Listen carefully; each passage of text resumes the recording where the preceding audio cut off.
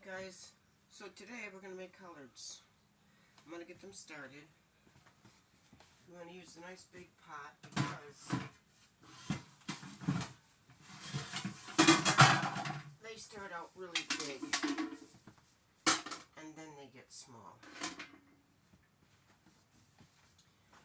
So I like to keep everything dust free before I start.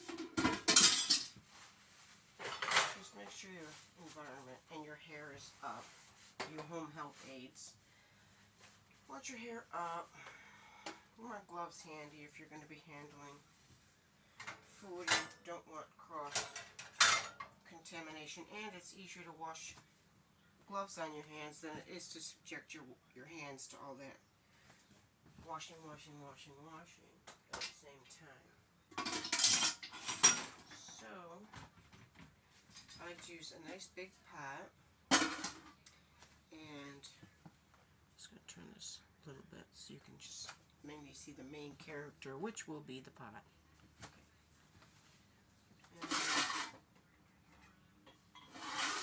I'm never sure about lighting, so I want to keep it well lit, but if you use the lights overhead, not so much.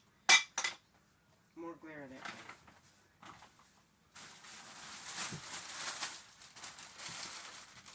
I'm going to do a bag of collards and then a bag of mustard, turnip greens mixed.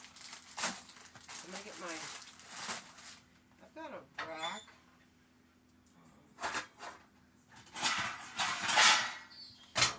that I put at the bottom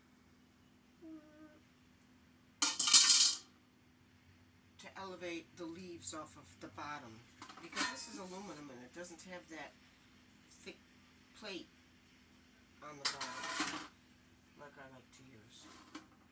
So that, gonna get some water in there.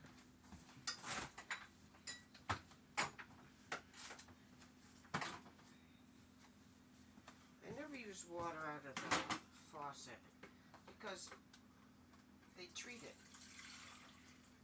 Now I know in Utica, New York, they use water from the Hinkley Lake, and that stuff tastes super delish. That's why bagels made in Utica taste really good. It's the water. You go to the Bagel Grove, shout out, on Burstone Road, and those bagels are just delish. I don't know if anybody remembers Locks, Stocks, and Bagels. I don't. It was before my time, but even though they were open, I never went there.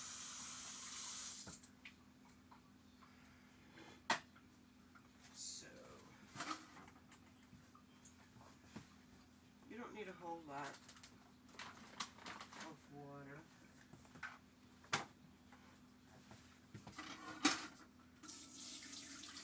Because you're going to mostly steam them. But I want enough in there.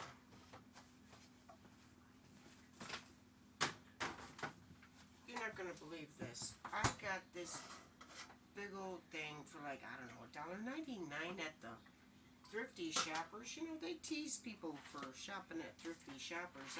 There's memes, you know, showing a homeless guy flexing, you know, his clothing purchase at the Thrifty Shopper.